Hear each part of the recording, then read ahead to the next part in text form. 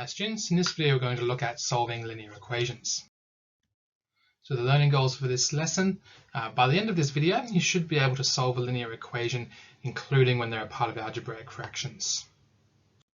So things to recall, linear equations have a maximum power of 1 on any given variable, and linear equations are solved using inverse operations. So remember things like addition and subtraction are opposites, multiply and divide are opposites, or inverse operations, and we apply those steps in the reverse order of operations.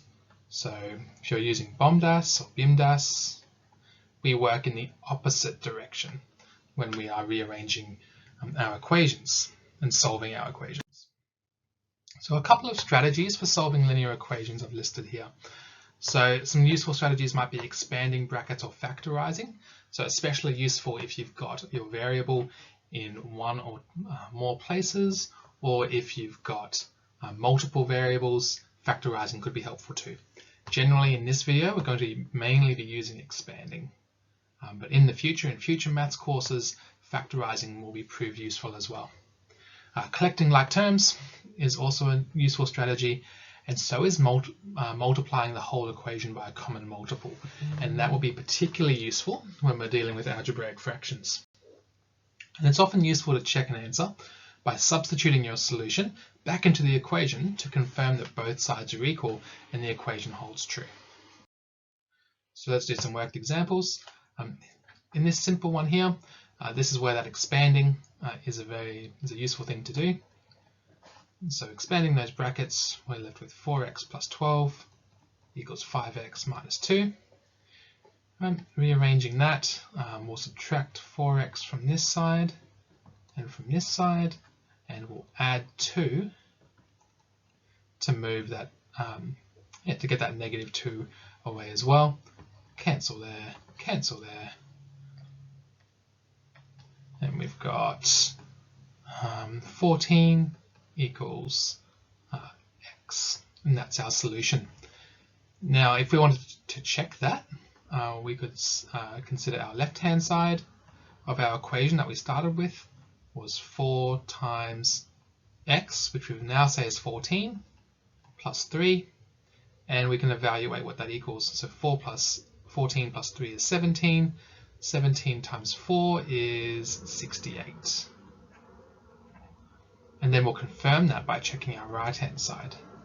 So our right-hand side will be 5 times 14 minus, not 3, minus 2. So 5 times 14 is 70, 70 minus 2 is 68. So that's the same as our left-hand side, so from the line above, so we know our answer is definitely right. Now, in an exam, it would be worth checking your answers, but it can sometimes be a tedious test. So make sure if you're doing practice, you do check some answers by substituting back in, but don't do it for all of them because it is a long task sometimes. Now, in this second example, we've got some algebraic fractions here. And generally, as we've talked about previously, fractions are gross to deal with. We'd rather just deal with equations that don't have fractions in them. So what we're going to do to simplify this problem and solve our fraction problem is multiply both sides, left and right hand side, by some common multiple of our denominators. So looking at our denominators, we've got 3 and 4. The lowest common multiple is 12. So we could multiply both sides by 12, and that will solve our fraction problem. Now we didn't have to pick 12, we could also pick 24. So 24 is also a multiple of 3 and 4 and 3 and 4. We could have picked 36, we could have picked 480. We could pick any multiple. Obviously the smaller the better, it'll help us solve our equation faster and let us deal with smaller numbers. But any multiple, as long as we multiply it by both sides and as long as it's a common multiple of our denominators, will work. The reason it'll work is because we can do some cancelling. So 12 and 3, that cancels out to 4 and 1, and 12 and 4 cancels out to 1 and 3. So we can rewrite our equation now as 4 outside of x plus 7 equals 3 outside of 4x minus 1. And now we've got an equation that's much simpler to solve, just like the one we did in part A. We can expand minus 3. We can then just rearrange minus 4x plus 3 plus 3. Cancel. We've got 31 equals 8x. That doesn't cancel there, those cancel. Apologies for that. And then x equals 31 over 8 is our solution for that second example. So when you've got your algebraic fractions, multiply everything in the equation by some multiple of both of the denominators, preferably the lowest one, to help solve an equation like this. All right, the last one, a complex example. I'm just going to write it out again for us. 2x plus 7 over 2, subtract 5x minus 2 over 6 equals 3. And we're going to apply that same strategy again, where we multiply everything in the equation by some multiple of 2 and 6. Now again, we could pick 12, but that's not the lowest common multiple. We could actually just use 6. So we'll multiply both our fractions by 6. We also have to multiply everything on the other side of our equal sign by 6 too. So doing that,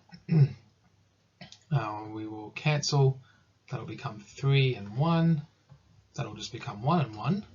And so our equation becomes 2x plus 7 times 3 minus 5x minus 2 equals 18.